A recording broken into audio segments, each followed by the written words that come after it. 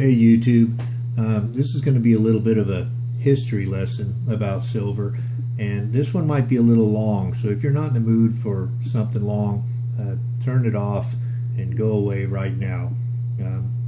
But if you are in the mood to learn a little factual history about silver, it might help you to understand what's happening today if you knew what's happened in the past. I got some old silver bars up here showing, and that's because if you watch my videos, you know that I'm a little bit of a history buff, and I kind of like to study the silver market and what has happened historically, and that's why I like the old stuff, that and the fact that I'm getting old. But a couple things I want to address really quick, and that is, when the first U.S. Mint happened, was enacted in 1792, and everything went great until about 1873. There was I got a few notes here. I got to pull them up so I make sure I'm quoting everything correctly. But the Silver Act of 1873 actually demonetized silver. So silver was demonetized in 1873. A lot of people think the first time that happened was 1965. No, it was 1873, and silver stopped being used for coinage, and at the same time a bunch of silver was being discovered out west, and so there turned out to be a gluttony of silver. And what happens when there's a ton of silver and it's not being used for coinage? Well, the price goes down, and that's what happened to silver. And then as the Western miners got furious because the prices were going down, and back in those days they were very powerful. Next to the railroads, they were the most powerful people. The railroads would be like the Goldman Sachs of today, and the miners, they would be equivalent to probably like the Morgan Stanley or J.P. Morgan Chase of today. And especially you have people like the Comstock Lode owners. They were really powerful. And so what they did was they pressured the U.S. government. They got the politicians to pass the Bland Allison Act of 1878. And that actually forced the government to buy $4 million worth of silver a month to start using it as coinage, and to purchase it at twice what it was currently valued at. And so when that happened, the silver to gold ratio went to about 16 to 1, and I hear that number being used all the time on YouTube like it's a natural number, 16 to 1 gold to silver ratio. It's not a natural ratio. It came back to that because the government was forced by the rich to start purchasing silver at twice its current value, and that manipulated the ratio.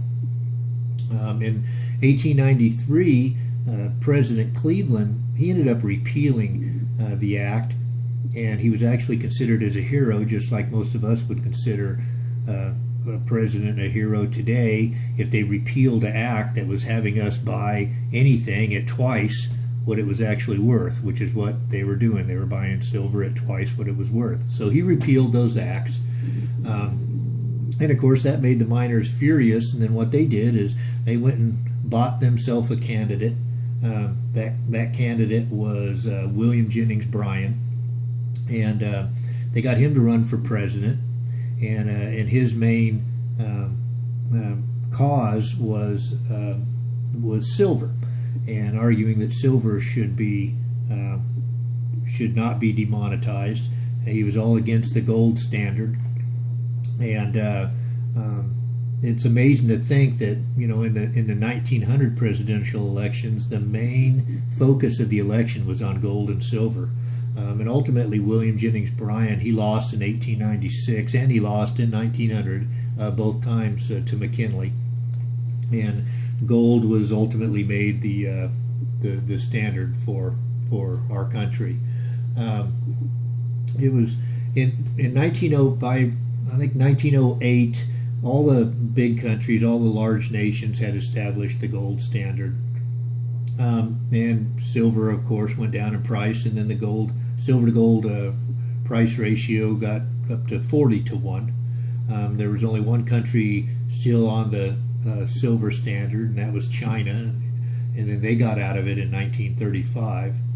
And then where manipulation came in again to really change the prices was after World War II. There was the Silver Purchase Act of 1946. And that's what started the U.S. strategic stockpile of silver that most all of you know about. That Silver Purchase Act of 1946, it actually prohibited the U.S. from selling any silver to anybody, and they started buying it everywhere. And then so ultimately, if with the U.S. collecting up all the silver, it made a shortage of silver out there in the world. And what happened to the price? And the price of silver went back up. And ultimately, what happened was, in addition to the 3 billion ounces of silver that the U.S. had collected by the 1950s, they also had vaults with an estimated over look at my notes here.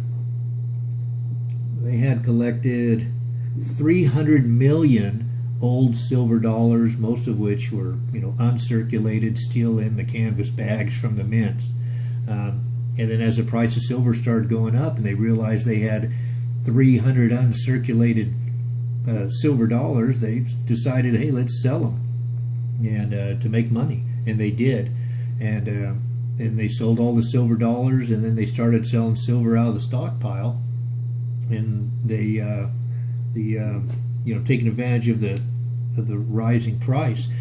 The problem is that silver became more valuable than what the coinage or the amount on the coinage. And as a matter of fact, like by 1968, actually a dime had 20 cents worth of silver in it, so that's why they stopped using silver in 1964, because nobody was using the coinage anymore, because the coin was worth more in its silver value than it was worth on the value of the coin itself.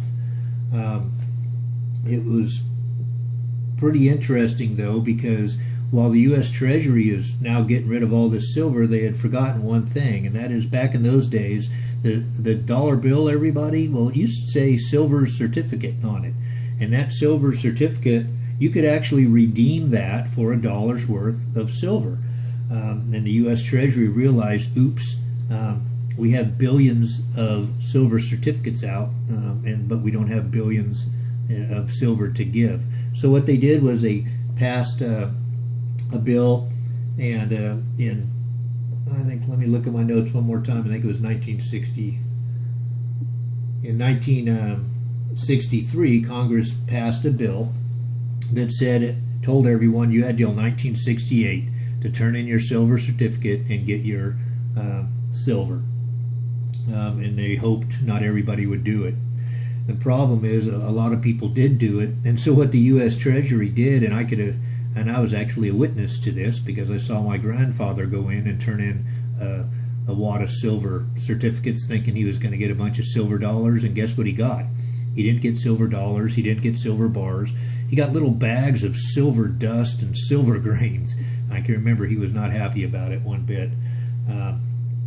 But they kept their word. They said you'd get $1 worth of silver, and they gave everyone these little bags of silver dust because they didn't have any silver dollars or really any silver bullion to give. The only people ultimately that actually got silver bullion were the rich, who were turning in millions at a time. Those people got really nice, shiny 1,000-ounce bars, but everyone else just got little bags of crud. So the moral of the story is, manipulation has been going on forever, for the history of this country, for sure. It's nothing new. It's being manipulated now. It's been manipulated in the past. Hopefully our day will come, if you're a stacker, that it'll get manipulated in the other direction. When the people in power believe that that's to their benefit, that's what will happen. And if you stick with your stack, it'll ultimately be worth more money when it gets manipulated the other way. So that's just the way I see it. And I think that's about it. A quick little history lesson. Thought it was kind of interesting, though, to look back and see why our government's been involved in silver. They seem to have had a love-hate affair with it for a long time. I don't really understand the rationale why, but the one thing that's clear is that the rich and the powerful, they influence the government to do things, and sometimes those things make the price of silver go up, and sometimes those things make the price of silver go down. So one last thing, a quick shout out to Silver Slacker. He showed this bar. I thought this was the coolest 100-ounce bar of all time. I had one back in the 80s, and I sold it, and I cried ever since. And then when I saw Silver Slacker show that he found one, I've been looking ever since, trying to find one myself, and I just did. So I love this bar. You check out Silver Slacker's videos. He's got one dedicated to the bar. He can tell you more about it. So anyway, you all have a good one, YouTube, and keep looking for the truth out there. It's hard to find. Bye.